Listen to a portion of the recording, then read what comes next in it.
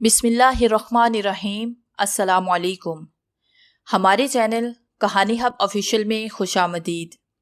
नाजरीन, मैं आज आपके लिए इंतहाई खौफनाक और दिलचस्प कहानी लेकर आई हूँ, लेकिन कहानी शुरू करने से पहले आपसे गुजारिश है कि अगर आपने हमारा चैनल सब्सक्राइब नहीं किया तो आप हमारे इस चैनल को सब्सक्राइब कर लीजिए और बेल आइकन को भी प्रेस कर लें ताकि हर नई आने वाली वीडियो बआसानी आप तक पहुँच सके।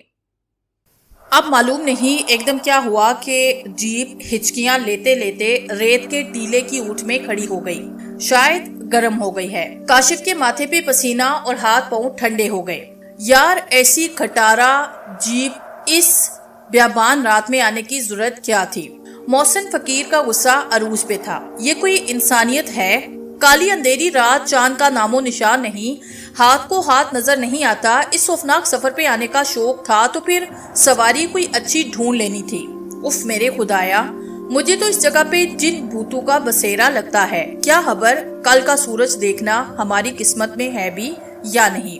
मोहसिन फकीर, क्या तुम ये बातें करने से बाज नहीं आ सकते? काशिफ ने कांपते हुए हाथों से माथे पे आया पसीना साफ किया। देखो, हम दोनों दोस्त हैं, इसके अलावा हम पे कुछ फराइज की अदायगी भी लाजिम है। अगर वो मुसाफिर प्यासा मरा तो क्या हमारा ज़मीर हमें मुलामत नहीं करेगा? क्या ये हमारे फराइज में शामिल नहीं कि ऐसी इतला मिलने पे उस बदकिस्मत की जान बचाने की कोशिश करें? क्या हमें तन्हा यही ड्यूटी सर अंजाम देने की नहीं मिलती? तन्हा अंधेरे के बावजूद मोहसिन फकीर का लहजा तस्वीर बन गया। जी हाँ, बिल्कुल मिलती है तन्हा, इतनी कि हम जिस्मो जान का रिश्ता बड़ी मुश्किल से जोड़े हुए हैं। और जिसे तुम फर्ज कहते हो, क्या तुम्हारी ये फर्ज से मोहब्बत तुम्हारी जान बचा सकेगी? तुम्हें खबर है ये कौन सी जगह पे हम आन खड़े हैं? वो सामने भूत नाथ टीला है। काशिफ की आवाज में कपकपाहट थी। शायद नहीं, यकीनन यही सामने भोगनाथ वो टीला है। भोगनाथ आज से सदियों पहले इसी टीले पे चिला काटते किसी सांप के काटने से मर गया था। अब उसकी आत्मा अपनी मौत का इंतकाम यहाँ से गुजरने वालों से लेती है। कोई मुसाफिर अंधेरी रात को यहाँ से जिंदा वापस आता हुआ किसी ने नहीं सुना।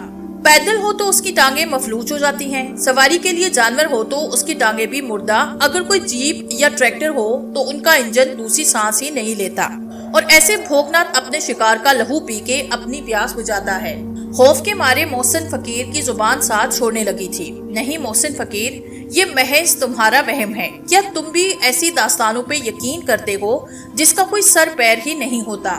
सर पैर अब अपने सलामत रहे तो यकीन भी कर लेंगे, लेकिन इस सच को जाने वाला कभी जिंदा बचा है कोई? कोई तो बताओ। मोहसिन फकीर के खुश हलक में अल्फाज अटकने लगे थे। कुछ भी नहीं दोस्त, काशिफ ने अपने सूखे होंठों पे जुबान फेरते हुए बामुश्किल कहा। अपने सामने एक मकसद है। हमने अपने जैसे एक इंसान की जान बचानी है जिसे सहरा की ये प्यास निगल लेना चाहती है। हो सकता है कि उसके छोटे छोटे बच्चे उसके इंतजार में हों कि उनका बाप खिलौने लिए चला आता है, या उसकी नई नवेली दुल्हन इस उम्मीद पे अभी तक जाग रही हो कि उसके सर का साईं, उसके वक्त का राका अभी पहुंचा सो पहुंचा। ये भी हो सकता है कि वो किसी ऐसी इकलौती बहन का भाई हो जो इस आस में बैठी हो कि उसका माँ बाप का जाया अभी आके उसकी डोली रुखसत करेगा, या फिर पूरे माँ बाप। मैं और कुछ नहीं सुन सकता। काशिफ, खुदा के लिए चुप हो जाओ। मोहसिन फकीर पूरे बदन का जोर लगाए चीहा था। यार, मैं भी एक इंसान हूँ, मेरे भी छोटे छोटे बच्चे हैं, बीवी है, बहन है और बूढ़े वालिदैन हैं। हौसला दिखाओ। तुम तो यूं हाथों से निकले जा रहे हो जैसे मौत से मुकालमा कर चुके हो। कुछ भी तो नहीं हुआ। हम कल का सूरज तुलू होता देखेंगे और इसी मुसाफिर दोस्त के साथ देखेंगे। हम जो इस वक्त हमारी इमदाद का मुंसिर है उसी के साथ कल हम देखेंगे। और देखना, हम लोग भोगनाथ टीले का सारा तिलिस्म तोड़ के रख देंगे। हम जिंदगी का पैगाम है, हम जिंदगी की अलामत है। तुम काशिफ बेवकूफ हो, अहमक हो। वो देखो भोगनाथ आ रहा है। काशिफ को हमें मार डालेगा, वो हमारे लहू से अपनी सदियों की प्यास बुझाएगा। भाग चलो। मोहसिन फकीर की जीहें बड़े बड़े टीलों से टकरा के वापस आती हुई महसूस होने लगी, जैसे दूर तक मोहसिन फकीर की जीहों की आवाज बाकी ना रही हो। जिस तरफ से भी मोहसिन फकीर की आवाज सुनाई देती, गुमान यही होता कि भोगनाथ की आत्मा उसके ताकू में है। काशिफ ने मोहसिन फकीर को बाजू से पकड़ा और तसल्ली देने की नाकाम कोशिश करने लगा। कुछ देर के बाद उसकी जीहें बंद हो गई, मगर हड़हड़ाहट रोके ना रुक सकी। मेरे खुदाया, मैं क्या करूं? काशिफ ने मोहसिन फकीर की तरफ देखते हुए अपना सर विंडो स्क्रीन पे टिकाया। फिर अचानक कुछ सोचते हुए उसने मोहसिन फकीर को जोर से झंझोड़ना शुरू किया। मोहसिन, मोहसिन, तुम्हें याद है ना, हमें यही इत्तला मिली थी कि वो मुसाफिर जिंदा या मुर्दा भूखनाक टीले से कुछ ही दूरी पे सूखे कंडे के नीचे पड़ा है, और अगर ये सच है तो फिर हम उसके करीब हैं। मेरे ख्याल में पैदल चलते हैं, ढूंढ लेंगे उसे। और हाँ, याद आया, तुम्हारे पास तो पिस्टल भी है ना? मोहसिन के मुंह से खामोशी के अलावा कोई आवाज ना निकली। मोहसिन फकीर को गुमसुम देख के काशिफ जीप का गेट खोल के बाहर देखने लगा। नहीं यार, मोहसिन चीख पड़ा। नीचे ना उतरना, वो भोगनाक, उसकी आत्मा यहाँ पे किसी अजनबी के पाँव का निशान नहीं लगने देती। काशिफ ने सर को झटका, टॉर्च उठाई और जीप का दरवाजा खोल के नीचे उतर आया, जबकि मोहसिन बदसूर चीखता रहा। नीचे उतर के काशिफ ने जीप का बोनेट खोला। खटाक एक धमाके की तरह चारों तरफ फैली। काशिफ ने सर झुका के बैटरी की तारों को अभी हाथ ही लगाया था कि रात का सन्नाटा एक बार फिर पिस्टल की आवाज से गूंज उठा। मोहसिन फकीर बोगनाक चीता हुआ फायर भी साथ करता जा रहा था। फायर 6 हुए, मगर ऐसे लगा कि 36 हुए। इससे पहले कि मोहसिन कुछ समझ पाता, जीप का दरवाजा खुला और पूरी रफ्तार से सामने दौड़ पड़ा। काशिफ ने मोहसिन फकीर को पकड़ने के लिए उसके पीछे दौड़ लगाई। रुक जाओ मोहसिन, तुम रास्ता भूल जाओगे। मोहसिन, रुक जाओ। लेकिन कुछ मालूम नहीं मोहसिन फकीर में कहां से इतनी तेज दौड़ने की ताकत आ गई थी कि कुछ देर के बाद उसकी चीखें मादूम होके रह गई। काशिफ को कुछ समझ नहीं आ रही थी कि वो क्या करे। वो बिल्कुल अकेला उस जगह पे खड़ा था कि जहाँ लोग डर के मारे दिन के वक्त भी कदम रखने से घबराते हैं, मगर अब तो वहाँ चारों तरफ अंधेरा था, मुहीब अंधेरा। एक पिस्टल था, मगर मोहसिन फकीर उसे भी खाली करके खुदा जाने कहाँ झुक गया था। मोहसिन फकीर मिल्लू तक आगे निकला। काशिफ ने एक एक टीला छान मारा। कोई ऐसी जगह न थी कि जिसे काशिफ ने आंखें फाड़ फाड़ के देखा न हो। मोहसिन फकीर का वजूद, उसका वजूद भी दिखाई न दिया। मेरे अंदाजे के मुताबिक नजदीकी आबादी मीलों दूर तक दिखाई नहीं देती थी। जीप से घड़ी निकाल के वक्त देखा। चमकती हुई सुइयों ने बताया कि रात के 9:45 बजे हैं। मेरे चारों तरफ गुप्त अंधेरा छाया हुआ था। हवा में हंकी लम्हा ब लम्हा बढ़ती जा रही थी। बहरहाल मैं मोहसिन फकीर को ढूंढ लेना चाहता था। आखिरकार मैं दरख्तों के ऐसे झुंड तक पहुंचा और फिर देख के मुसरत की लहर मेरे अंदर बेदार होने लगी कि दरख्तों के उस झुंड के पीछे एक टूटी हुई इमारत खड़ी नजर आई। ये इमारत भी धर्मशालाओं जैसी थी। ये धर्मशालाएं कहीं कहीं टूटी फूटी शक्ल में अब भी नजर आ जाती थी और इनके बारे में काशिफ को इल्म था कि उनमें पानी के कुएं भी हुआ करते हैं और भूले भले मुसाफिरों के लिए दूसरी जरूरतों का सामान भी। वो इमारत के करीब पहुंच आया। दूर से ये इमारत छोटी नजर आती थी, लेकिन करीब पहुंचने के पता चला कि ये धर्मशाला नहीं बल्कि कुछ और है। उसके बुलंद दरवाजे पे कुछ लिखा भी हुआ था, जिसे उस वक्त वो पढ़ नहीं सका क्योंकि शदीद मुशक्कत और थकन ने बेदाई पे अच्छे खासे असरात छोड़े थे। ऊंचे ऊंचे दरख्तों के इस जबरदस्त झुंड ने इस इमारत को अपने हल्के में ले रखा था। आसपास अजीब सा सन्नाटा छाया हुआ था। काशिफ उसे देखने लगा। मजबूत दिल नौजवान था। बेशक डर इंसान की फितरत का एक हिस्सा होता है, लेकिन काशिफ दोहरी कैफियत का शिकार था। उसने इस टूटी फूटी इमारत के बहुत से हिस्सों को देखा। उनमें से कुछ हिस्से महफूज थे और कुछ महदूश। काशिफ ये अंदाजा लगाने लगा कि इस इमारत में कोई मौजूद है या नहीं। फिर वो इमारत में दाखिल हुआ। वो इमारत के बैरूनी हिस्से से गुजर के असल इमारत तक पहुंचा, जिसका दरवाजा अंदर से बंद था। कुछ देर इंतजार करने के बाद उसने जोर जोर से दरवाजे पे दस्तक दी। इंतजार करने लगा, लेकिन अंदर से कोई आवाज सुनाई न दी। वैसे भी इतने वीरान इलाके में इस इमारत में किसी मौजूदगी का तस्वर नहीं किया जा सकता था, लेकिन पता नहीं दरवाजा अंदर से किसने बंद किया है। हो सकता है पुरानी बात हो, दरवाजा पहले से बंद हो। इसमें दाखिले का रास्ता उसके दूसरे टूटे हुए हिस्से में से होके एक लम्हे तक वो सोचता रहा। फिर दरवाजे के पास वापस पलटा, ये सोचकर कि किसी दूसरी जगह आराम कर ले। लेकिन अभी वो दरवाजे के पास से वापस हटा भी ना था कि अचानक उसके कानों में एक ऐसी आवाज सुनाई दी जैसे अंदर कोई चल रहा हो। फिर दाई जानब की ऊंची खिड़की के पट हल्की सी चुचराहट के साथ खुले। गालिबन किसी ने खिड़की खोल के ये देखा कि दरवाजा कौन बजा रहा है। जैसे ही काशिफ ने खिड़की की आहट पे गर्दन उठाई, खिड़की बंद हो गई। इसका मतलब है कि इसका ख्याल गलत था, अंदर कोई रहता है और इसे देखने के बाद मुमकिन है अब दरवाजा खोलने आ रहा हो। वो एक बार फिर दरवाजे के सामने रुका। उसका अंदाजा बिल्कुल ठीक था। अंदर से किसी के कदमों की चाप सुनाई दी। ये आवाज पैरों में पहने हुए स्लीपर के फर्श पे घिसटने की थी। फिर दरवाजा आहिस्ता आहिस्ता खुलने लगा। काशिफ 2 कदम पीछे हट के दरवाजा खोलने वाले को देखने लगा। आखिरकार दरवाजा खुला और उसे सामने एक आदमी खड़ा दिखाई दिया, लेकिन उसे देख के काशिफ के बदन में खौफ की एक छुरछुरी दौड़ गई। उसे ऐसे लगा जैसे उसकी रीढ़ की हड्डी पे किसी ने सर्द उंगली रख दी हो। वो एक मुर्दे जैसी शक्ल का मालिक शख्स था। शानू से लेके पैरों तक एक चेहरे पर उस तरह झुर्रियां लटक रही थी जैसे गोश्त ऊपर से चिपका दिया हो, लेकिन उसके साथ साथ ही एक और शख्सियत भी उसके पीछे आ खड़ी हुई। काशिफ ने उसे भी देखा। ये एक इंतहाई दराज कद औरत थी। मर्द जितना बदसूरत था, औरत उतनी ही हसीन और दिलकश थी। सरवर बदन की मालिक ये औरत सिल्क का एक लुबादा पहने हुए थी, लेकिन उसका चेहरा इस कदर सफेद था कि इतने सफेद चेहरे का तस्वर भी नहीं किया जा सकता था। अलबत्ता एक लम्हे में काशिफ ने महसूस किया कि सफेदी के पीछे खून की गर्दिश नहीं, बस यूं लगता था जैसे संगे मरमर का सफेद चेहरा इस खूबसूरत बदन पे चिपका दिया गया हो। औरत के होंठ इतने सुरते कि लगता था कि अभी उनसे खून टपक पड़ेगा। अचानक ही औरत के होंठों पे मुस्कुराहट फैली। वो उसे टिकटकी बांध के देख रही थी और ऐसे लग रहा था कि जैसे उसकी आंखों से रोशनी खारिज हो रही हो। काशिफ की आंखें झुक गई। फिर उसने कहा, क्या आप लोग आज शपना दे सकते हैं? औरत ने अपना सफेद हाथ सामने खड़े हुए मर्द के शाने पे रखा और शायद को इशारा किया। फिर मर्द की आवाज आई, आओ अंदर आ जाओ। ये आवाज ऐसे लगी जैसे दो हड्डियां आपस में टकराई हों और उनसे खनक सी पैदा हुई हो। काशिफ को अंदाजा हुआ कि ये सारे हालात गैर मामूली हैं, लेकिन बहरहाल अब यहाँ तक आ ही गया है तो आगे भी देखना चाहिए कि बाकी सूरत-ए-हाल क्या होती है। काशिफ उनके इशारे पे दरवाजे की दहलीज पार करके अंदर पहुंचा, लेकिन वो बेहद मोहतात था। बाहर काफी सर्दी थी।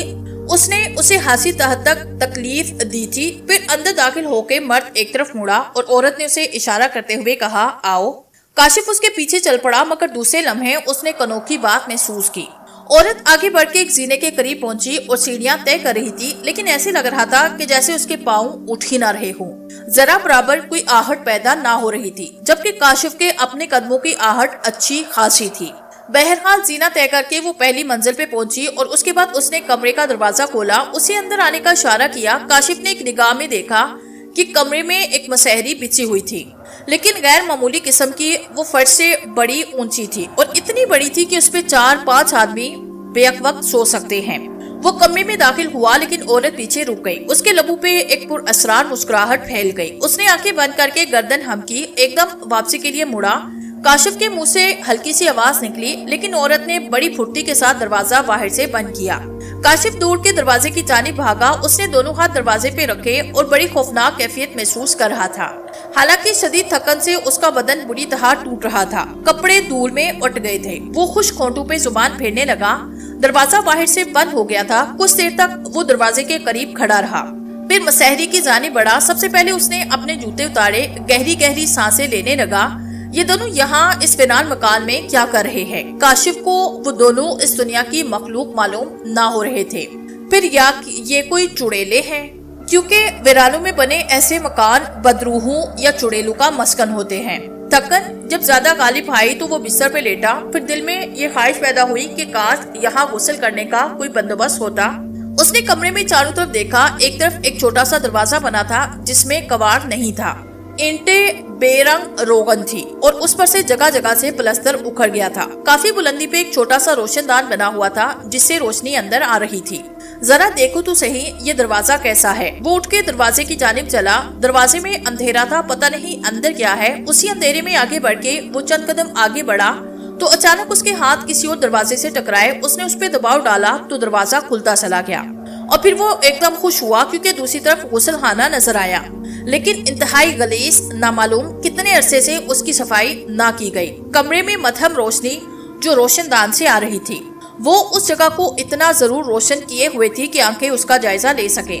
वो कुछ आगे बढ़ा, फिर उसने एक तरफ लगी हुई उकबी की खोटी खोली। निहायत मध्यम सी रोशनी में उसने देखा कि पानी की पतली धार निकल के गुस्लखाने के फर्श पे गिरने लगी है, मगर ये गंदा और स्याह रंग था जिससे जंग की बदबू आ रही थी। पानी की टंकी और लोहे के पाइप में खरखर की आवाजें निकलने लगी। उसी अंदाजा हुआ कि लोहे की ये टंकी तवील अरसे से इस्तेमाल नहीं की गई। गलीस पानी से नहाने का तो सवाल ही पैदा नहीं होता, लेकिन फिर उसने सोचा कि कम से कम हाथ पांव तो साफ कर ही ले जिन पे गिर्द की तहें जमी हुई थी। वो आगे बढ़ा। उसने अपने दोनों पांव सामने किए। पानी की पतली सी धार उसके पैरों पे गिरने लगी, मगर अचानक उसका सांस रुक गया। خدا کی پناہ، یہ کیا چیز ہے جو اس کے پیروں پہ گرنے لگی؟ اس نے غور سے اپنے پیروں کو دیکھا، پھر اس کے منہ سے ہلکی سی چیخ نکلی۔ وہ اچھل کے کئی قدم پیچھے ہٹ گیا، پاؤں ایک دم پھسلا، وہ اپنے آپ کو بیلنس نہیں کر سکا، کمر کے بل نیچے گرا، لیکن پھر فوراً ہی تڑپ کے اٹھ گیا۔ اس کے بعد وہاں سے دوڑتا ہوا باہر نکل گیا۔ اس کا دل بری طرح سے دھک دھک کر رہا تھا۔ اس کی دل کی ٹوٹنی میں سے خون کی دھار نکلی، اس کے پیروں پہ خون جمع۔ اسے ایک دم یہ احساس ہوا وہ خون پرانا نہیں، کیونکہ پیروں پہ گرنے کے بعد اس کا رنگ بدلنا شروع ہو گیا تھا۔ اس کے تجربے نے اسے ایک لمحے کے اندر بتایا کہ یہ انسانی خون ہے۔ دل چاہ رہا تھا کہ چیختا ہوا یہاں سے بھاگ جائے۔ یہ مکان واقعی میں بے حد خوفناک تھا، لیکن اس نے اپنے آپ کو سنبھالا۔ اس اچانک اور لرزہ خیز دریافت نے اس کا ذہن معاف کر دیا تھا۔ وہ خوف بھری نظروں سے اپنے پیروں کو تک رہا تھا، اس کا سر بری طرح سے چکرا رہا تھا۔ ایک ویران سنسان مکان میں اس قسم کے خوفناک حالات اور اتنے بھیانک اور دہشت ناک منظر، اس کی ذہنی قوتیں سلب ہوتی جا رہی تھی۔ وہ سوچ رہا تھا کہ اعصاب کو قابو میں رکھنا اس وقت کتنا مشکل ہو رہا ہے۔ اگر ذرا سی کم ہمتی سے کام لے تو بے ہوش ہو کے گر سکتا ہے۔ یہ واقعات ناقابل فراموش تھے، اور شاید اسے خود بھی اس پہ یقین نہ آتا اگر خون کے جمے ہوئے لوتھڑے اس کے پیروں پہ نہ چمٹے ہوئے ہوتے۔ وہ تو شکر تھا کہ پانی کپڑے ان کی ضد میں نہ آئے۔ بہرحال اپنی انتہائی قوت ارادی سے کام لے کے وہ خود کو پرسکون کرنے کی کوشش کرنے لگا اور ادھر ادھر دیکھنے لگا کہ کسی طرح اپنے پیروں پر سے یہ خون صاف کرے۔ کچھ دبے لباس پر بھی نظر آ رہے تھے۔ وہ مسہری پہ بیٹھا، پھر اس نے مسہری کے اوپر بچھے ہوئے بستر سے چادر کھینچی اور زمین پہ بیٹھ کے اپنے پیروں سے خون رگڑ رگڑ کے صاف کرنے لگا۔ عجیب سا خون تھا، ذرا سی دیر میں پیروں پہ جم کے سخت ہوا۔ پیروں سے اس کی پیڑیاں اکھڑنے لگی۔ کوشش کر کے اس نے کافی حد تک پاؤں صاف کر لیے، لیکن پھر بھی بہت سے دبے باقی تھے۔ دل بری طرح سے پریشان تھا، ایسے تو وہ قیدی بن کے رہ گیا، جبکہ اسے محسن فقیر اور مسافر کو تلاش کرنا تھا۔ ایک بار پھر وہ اپنی جگہ سے اٹھا، دروازے کی طرف چل دیا۔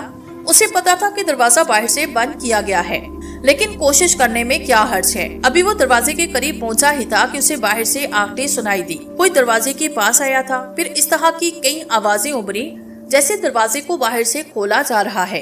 کاشف کا سارا خون سمٹ کے کمپٹیوں میں آیا۔ اسے ایک لمحے کے اپنے آئندہ لائحہ عمل کا فیصلہ کرنا تھا۔ کاشف کو پوری طرح یقین تھا کہ وہ بڑی مشکل میں پھنس گیا ہے۔ یہ عمارت اس کے لیے موت کا جال بن سکتی ہے۔ آبادیوں سے دور اس ویران مکان میں وہ ایسے پر اسرار وجود آخر کیا معنی رکھتے تھے؟ لازمی بات تھی کہ وہ چڑیلیں تھی، بدروحیں تھی۔ اب ان سے نجات کا کیا ذریعہ ہو سکتا ہے؟ اس کی سمجھ میں کچھ نہیں آ رہا تھا۔ دروازہ تھوڑا سا کھلا، کاشف تیار ہوا کہ جو کوئی بھی اندر داخل ہوا اس پہ حملہ کر دیا جائے، لیکن ایسے لگتا تھا جیسے آنے والا اس کی نیت سے واقف ہو گیا ہو۔ اس پہ حملہ کرنے کے خیال آتے ہی وہ کچھ دیر گھبرایا۔ دروازہ جتنا کھلا تھا فوراً ہی بند ہوا، اور بعد میں شاید اسے باہر سے دروازہ بند کر دیا گیا۔ کاشف ساکت کھڑا تھا۔ اس نے سوچا کہ ممکن ہے کہ کوئی دوبارہ دروازہ کھولنے کی کوشش کرے، لیکن دوبارہ ایسی کوشش نہیں کی گئی۔ کافی دیر تو وہ کان لگا کے کھڑا رہا، کوئی آواز نہ آئی۔ کاشف کی نگاہیں ادھر ادھر کا جائزہ لینے لگی، فرار ہونے کا کوئی راستہ نہ تھا۔ اچانک اسے وہ روشندان نظر آیا، چھت کے قریب تھا۔ اس نے نگاہیں اٹھا کے اس کے دل کی دھڑکنیں تیز تیز ہو گئی۔ روشندان میں سلاخیں نہیں تھی۔ اگر کسی طرح اس تک پہنچا جائے تو اس بات کے امکانات ہیں کہ اس سے باہر نکلا جا سکے۔ کاشف اس تک پہنچنے کا راستہ تلاش کرنے لگا۔ اس وقت تک اس کے علاوہ اور کوئی چارہ کار نہیں تھا کہ بازیگروں کی طرح روشندان تک پہنچنے کی کوشش کرے۔ پھر اس کی نظر بستر کی چادر کی جانب اٹھی۔ صرف یہی ایک ترکیب تھی۔ اس نے چادر اٹھائی، اس کو مضبوطی اندازہ کرنے کے بعد اس کے 8-8 انچ چوڑے ٹکڑے کرنے لگ گیا۔ پھر ان ٹکڑوں کو اگٹھا کسی جوڑ کراس نے گرے لگائی۔ وہ انہیں رسی کی شکل دے رہا تھا۔ اس کام سے فارغ ہو کے وہ کوئی ایسی چیز تلاش کرنے لگا جس سے روشندان تک پہنچا جا سکے۔ کوئی ترکیب سمجھ میں نہ آئی تو ایک بار پھر وہ غسل خانے کے پاس پہنچا۔ غسل خانے میں قدیم طرز کی ٹوٹنی لگی ہوئی تھی جس میں ایک لمبا سا پائپ پھنسا ہوا تھا۔ اگر کسی طرح یہ پائپ کھل جائے تو یہ ٹوٹنی آکرے کا کام دے سکتی ہے۔ ویسے بہت سی مہمات سر کی تھی، لیکن بدروحوں چڑیلوں سے پہلی بار مقابلہ ہوا تھا، اس لیے ذرا سی آہٹ بدن پہ سرد مہر دوڑ جاتی۔ نل کو چھوتے ہوئے بھی ایک دم سے اسے احساس ہوا کہ اس پائپ میں خون بھرا ہے، اور یہ خون اسی ٹوٹنی کے ذریعے نیچے آیا تھا، لیکن اس کے سوا اور کوئی چارہ کار نہیں تھا کہ اسی کو استعمال کیا جائے۔ چنانچہ اس نے اس پائپ پہ زور آزمائی کی۔ پہلے اسے اوپر کی جانب موڑا، اس کے بعد وہ ٹوٹ کے کاشف کے ہاتھ میں آیا، لیکن اب اس سے خون نیچے نہیں گرا تھا۔ وہ پائپ کو چادر کی رسی میں باندھنے لگا۔ اس کے بعد اس نے اس ٹکڑے کو بڑی مہارت کے ساتھ روشن دان میں پھینکا۔ ایک لمحے کے لیے اسے خوشی کا احساس ہوا کہ پائپ روشن دان میں جا پھنسا تھا۔ پہلے اس نے اس کی مضبوطی کا اندازہ لگایا، اس کے بعد ہی رسی کے سہارے اوپر چڑھنے لگا۔ اسے ایسے لگ رہا تھا جیسے بہت سی آنکھیں اس کا جائزہ لے رہی ہوں اور وہ سرگوشیاں سی کر رہی ہوں۔ اس کے کانوں میں سرگوشیوں کی آواز آ رہی تھی، لیکن وہ ہر آواز سے بے نیاز ہو کے اپنی یہ منزل طے کر رہا تھا، اور آخرکار اس کے ہاتھ روشن دان تک پہنچنے میں کامیاب ہو گئے۔ روشن دان کے قریب پہنچ کے اس نے جائزہ لیا، اس کا بدن اس سے باہر نہیں نکل سکتا یا پھر نکل سکتا ہے، اور یہ دیکھ کے ایک بار پھر خوشی کا احساس ہوا کہ روشن دان کی چوڑائی اتنی تھی کہ وہ اس سے باہر نکل سکتا تھا۔ اس کے علاوہ ایک چیز جو اسے نظر آ رہی تھی وہ ذرا ہمت بتانے والی تھی۔ روشن دان کے عین سامنے کو 2-3 فٹ کے فاصلے پہ ایک درخت کی شاخ گزرتی نظر آ رہی تھی۔ اگر روشن دان سے باہر نکل کے وہ شاخ کو پکڑ لے تو درخت کے ذریعے نیچے اتر سکتا ہے۔ ابھی وہ اسی سوچ میں تھا کہ دروازے پہ پھر سے آخر ہوئی۔ اس بار دروازہ کھلا، اس نے پیچھے دیکھا اور دوسرے ہی لمحے اسے ایک خوفناک چیخ سنائی دی۔ کاشف بری طرح لرزا۔ ابھی تک اس کے پاؤں چادر کی ایک گرہ میں پھنسے تھے اور وہ اسی پہ وزن ڈال کے اپنے جسم کو سنبھالے ہوئے تھا، لیکن اس نے ان دونوں شیطانوں کو بھاگتے ہوئے دیکھا۔ اس کے بعد وہ روشن دان کے نیچے پہنچ کے چادر کو پکڑ کے زور زور سے ہلانے لگے۔ دبلا پتلا مرد اور ہونہار عورت چادر کی اسی رسی کو زور زور سے جھٹکے دے رہے تھے تاکہ رسی اس کے پیروں سے نکل جائے اور وہ نیچے گر پڑے، لیکن کاشف بھی اس وقت زندگی اور موت کی بازی لگائے ہوئے تھا۔ جو ہی اس کے ہاتھ روشن دان کے کنارے پہ ٹکے، اس نے پوری زور سے روشن دان میں لٹکنے کی کوشش کی۔ اس کے دونوں ہاتھ مضبوطی سے روشن دان کی اوپری حصے پہ جم گئے۔ پھر وہ اپنے بدن کو اٹھانے لگا۔ بڑا مشکل کام تھا۔ اس نے نہ جانے کتنی دقت کے بعد اپنے بدن کو آدھا روشن دان سے نکالا اور اس شاخ کو پکڑنے کی کوشش کی جس کے فاصلے کا اسے صحیح اندازہ نہیں تھا، لیکن خوش نصیبی ساتھ دے رہی تھی۔ شاخ اس کے ہاتھ میں آئی، دوسرے ہی لمحے وہ شاخ کو پکڑنے لگا اور وہ روشن دان کے بقیہ حصے سے بھی باہر نکل گیا۔ درخت کی یہ شاخ دور چلی گئی۔ کاشف بندر کی طرح اچھل اچھل کے آگے بڑھنے لگا۔ شاخ زیادہ مضبوط نہ تھی، کسی بھی لمحے ٹوٹ سکتی تھی۔ کاشف اس وقت اپنی تمام تر مہارت کو استعمال کر رہا تھا، اور یہ بھی اپنی شاخوں کے ذریعے اس احاطے کی دیوار کو پار کر گیا۔ وہ بندروں کی سی پھرتی کے ساتھ دوسری شاخ پہ پہنچا اور اسی کے بعد اسی رفتار سے آگے بڑھتا ہوا عمارت کی دیوار کو عبور کر کے نیچے کود گیا۔ اسے اپنے پیچھے خونناک چیخیں سنائی دے رہی تھی۔ ایسے لگ رہا تھا کہ جیسے وہ فولادی اعصاب کا مالک نہ ہوتا تو نہ جانے کیا ہوتا۔ نیچے قدم پہنچتے ہی اس نے تیزی سے دوڑ لگائی۔ اس کی زندگی کا خولناک ترین واقعہ تھا جب اسے ان چڑیلوں یا پھر بدروہیں جو بھی تھی ان سے مقابلہ کرنا پڑا۔ دل لگ رہا تھا جیسے پسلیوں سے نکل جائے گا۔ نہ جانے کتنی دیر تک وہ دوڑتا رہا۔ رات کا اندھیرا صبح کی روشنی میں تبدیل ہوا۔ کچھ اندھیرا کچھ حد تک ایسے ایک وجود کے اندر دوسرا وجود کہیں پھیلتا ہوا، کہیں سماتا ہوا۔ اب کہیں اندھیرا زیادہ تھا اور کہیں اجالا۔ اتنے میں کاشف کو ایک انسانی جسم نظر آیا جو دور ٹیلے پہ اوندا پڑا تھا۔ نزدیک پہنچ کے وہ تیزی سے اس کے پاس پہنچا۔ مٹی ملبوس وجود آدھا مٹی میں دس چکا تھا۔ شاید کچھ دیر تک یہاں کوئی ٹیلا بن چکا تھا۔ کاشف نے مٹی جھاڑ کے اسے مٹی سے باہر کھینچا، سیدھا کیا، مگر وہ محسن فقیر نہیں، کوئی اجنبی مسافر تھا جس سے پیاس نے اس کے سارے جسم کا خون خشک اور ہونٹ لکڑی کر دیے تھے، مگر اس کے وجود کی نبض پھر بھی چل رہی تھی۔ کاشف کے چہرے پہ مسکراہٹ آئی۔ اس نے اجنبی کو کندھے پہ ڈالا اور چل پڑا۔ ابھی کچھ ہی قدم چلا تھا کہ کاشف کو ایک اور جسم پڑا ہوا نظر آیا۔ اس کا دل اتنے زور سے دھڑک اٹھا کہ جیسے ابھی پسینہ سینہ توڑ کے باہر نکل آئے گا۔ وہ تیزی سے پاس پہنچا۔ یہ لاش تھی محسن فقیر کی۔ یوں لگا تھا جیسے دیوار نے اس کا سانس پی لیا ہو۔ کاشف کی اکھیوں سے بہنے والے آنسو محسن فقیر کے چہرے پہ آن گرے اور بولا، دوست، زندگی تو مقصد کا نام ہے، جستجو کا نام ہے، اور اگر یہ بھی نہ ہو تو ہم کیا ہیں؟ مٹی کے سوا کچھ بھی نہیں۔